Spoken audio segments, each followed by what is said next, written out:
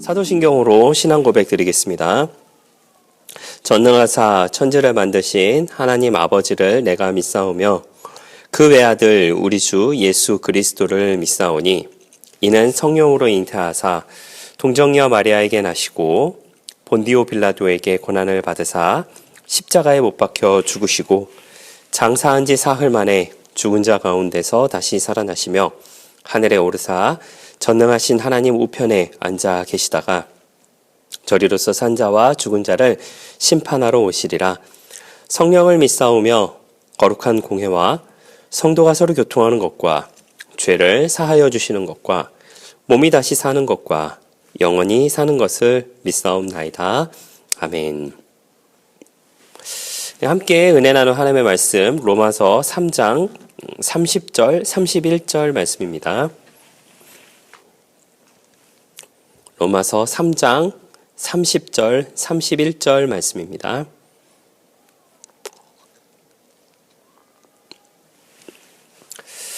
로마서 3장 30절 31절 말씀을 읽어드리겠습니다.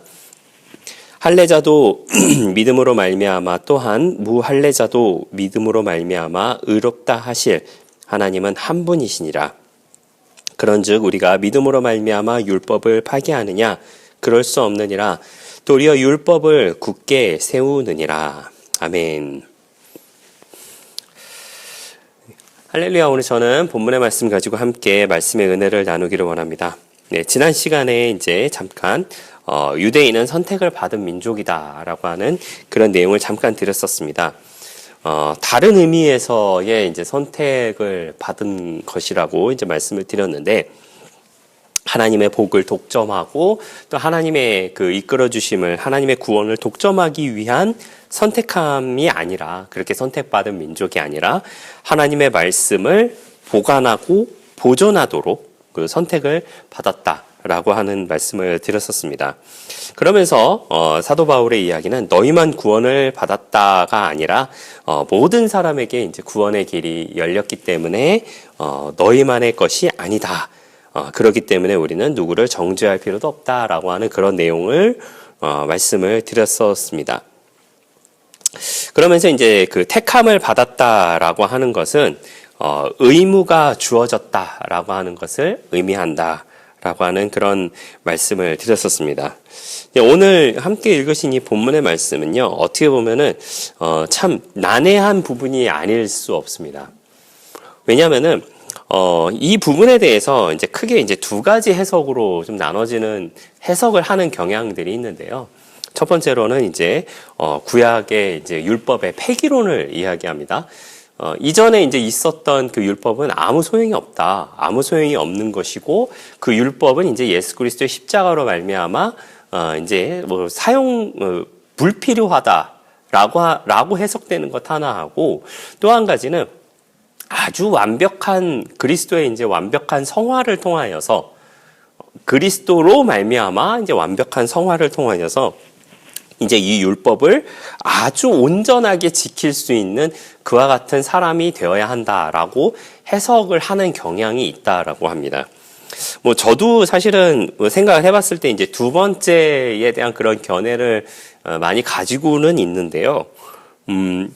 많은 학자들이 이것에 대해서 평가를 하는 것은 그 두 가지가 다 어떻게 보면은 아주 완전하지는 않다.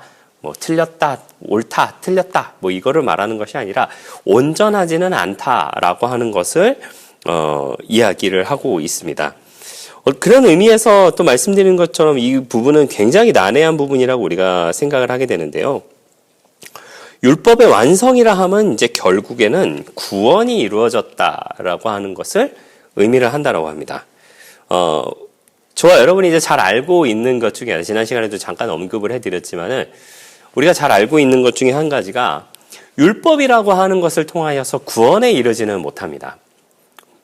성경에도 나와 있듯이 누구도 행위로서 구원을 얻지 못하는 것은 누구도 자랑하지 못하게 하려 하는 것이다 라고 평가를 하는 것처럼, 율법을 아주 완벽하게 잘 지켰다라고 해가지고 구원에 이르지는 않는다라고 하는 거예요. 그렇다면 구원은 전적으로 누가 이루어 주시는 것입니까? 바로 하나님께서 그것을 허락해 주셔야지만 이루어진다라고 하는 것이죠. 오로지 하나님의 은혜로만 구원이 이루어지는 것이고, 사도 바울의 평가는 무엇이냐? 그것의 시작이, 그것의 끝이면서 시작이라고 말할 수 있겠지만은, 그것의 시작과 끝이 그리스도를 믿는 믿음 안에서 그것이 시작된다라고 하는 것을 사도 바울은 평가하고 이야기하고 있었다라고 하는 것이죠. 그리고 구원은요, 예수님의 구속의 사건으로 말미암아 일어나는 것이고, 구원은 예수님을 믿는 믿음에서 시작하는 것이다라고 이야기하는 것이 사도 바울의 주된 메시지이면서, 그리고 이 로마서의 주된 메시지다라고 하는 것이죠. 그러면서 이제 예수님이 그 율법의 요구를 다 이루셨다라고 하는 것을 의미한다라고 이야기해요. 그리고 오늘 읽으셨던 그 본문의 말씀의 후반절에 보면은 31절 후반절에 보면 이렇게 되어 있습니다. 그럴 수 없느니라 도리어 율법을 굳게 세우느니라 라고 이야기합니다. 율법을 파괴하는 것이 아니라, 율법을 이제 없애버리는 것이 아니라 율법을 더욱더 굳게 세운다 라고 이야기하는 것이 바로 사도 바울의 이야기입니다. 이 율법을 세운다라고 하는 표현을 이제 사용을 하고는 있지만, 이것이 이제 구체적으로 어떻게 또 어떤 모양으로 세우는 것인지에 대해서는 사실은 바울 자신도 설명하고 있지는 않아요. 그런데 이제 바울의 이제 여러 가지 그 내용적인 측면에서 바라봤을 때는 믿음과 행위 모든 것이 그 안에 내포되어 있는 것은 아닌가라고 이렇게 보는 견해가 좀 많이 있습니다.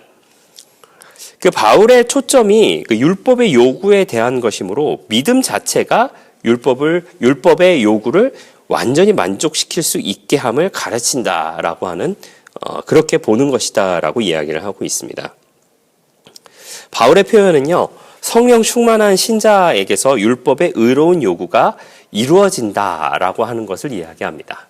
네, 이것은 이제 어떻게 보면 이제 학문적인 그런 이야기인데, 말씀드린 것처럼 처음에 말씀드렸던 그 두 가지 견해, 뭐 율법이 이전에 구약의 율법이 이제 필요 없으니까 완전히 없애버려도 된다라고 해석하는 부분과, 그리고 두 번째로 이야기하는 것처럼 이젠 율법을 온전하게 지킬 수 있는 사람이 된다라고 해는 온전한 성화에 대해서 이야기하는 것이 두 가지 다 맞지 않을 수도 있다라고 하는 것을 학자들이 이야기한다라고 했는데, 지금부터는 이제 제 생각을 좀 말씀을 드리도록 하겠습니다.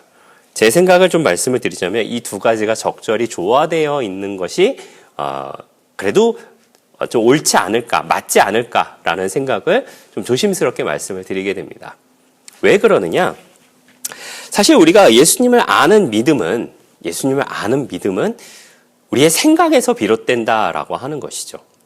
생각에서 비롯된다라고 이야기하는 것은 이미 머릿속으로는 어느 것이 예수님이 좋아하시는 것인지, 어느 것이 예수님의 가르침인지, 그리고 어느 것이 성경의 가르침인지에 대해서는 우리가 어느 정도 머릿속으로는 알고 있다라고 하는 것이죠. 하지만 육신의 모습에서는 그것이 잘 드러나지 않는 모습도 어떻게 보면 우리 모두의 모습입니다. 말이 되게 어렵게 느껴지실 수 있겠는데, 제가 나름의 이제 좀 쉽게 한번 여러분에게 좀 설명을 해 드려보고자 하면은요, 제가 이제 운동을 좋아하니까 이제 여러분들 잘 아실 겁니다. 물론 잘하지는 못하지만 운동을 좋아합니다. 운동을 좋아하는데 머릿속으로는 아주 이론이 빠삭합니다. 예를 들어서 제가 축구라고 하는 운동을 한다라고 생각을 해보세요. 그러면서 이제 많은 동영상을 참고를 합니다. 이렇게 차면 공이 이렇게 날아가네, 이렇게 차면 공이 이렇게 떨어지네, 이렇게 차면 공이 이렇게 휘네 라고 하는 그런 것들을 머릿속으로는 알고 있는 거예요. 영상을 통해서, 유튜브나 뭐 이런 걸 통해서, 그래서 보고 배우게 되는 것이죠. 하지만 연습을 해야지만 그게 가능한 것이잖아요. 내가 이렇게 찬다고 해서 눈으로 보고 생각으로만 이렇게 했다라고 해가지고 제가 그렇게 해서 만약에 그렇게 되면은 누가 연습을 하겠습니까? 그냥 머릿속으로만 알고 있는 거 그냥 행하기만 하면 되는 것이죠.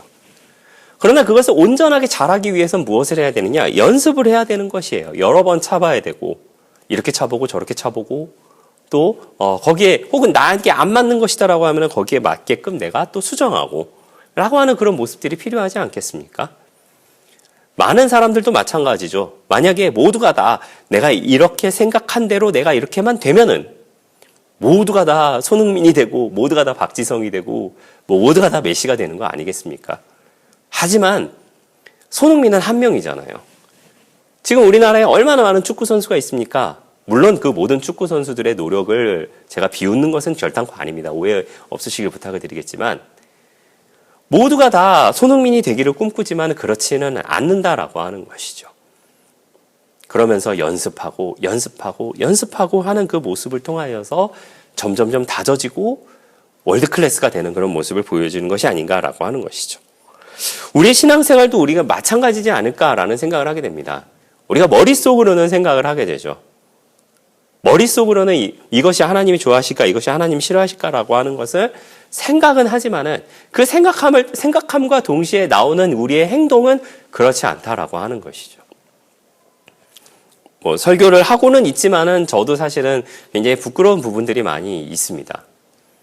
머릿속으로는 이것이 하나님이 싫어하신다라고 하는 것을 알면서도 내 입은 말하고 있고 내 행동은 하고 있고 내 모습은 그렇지 않은 모습을 볼 때마다 참 어떻게 보면은 참 부끄럽기 그지없다라는 생각을 많이 합니다. 그럼에도 불구하고 열심히 노력하며 살아가야 되는 모습이 우리 가운데 필요하다라고 하는 것이죠. 제가 앞서 두 가지가 다 적절하게 조화되면 좋겠다라고 이야기하는 부분이 사실은 그런 부분입니다.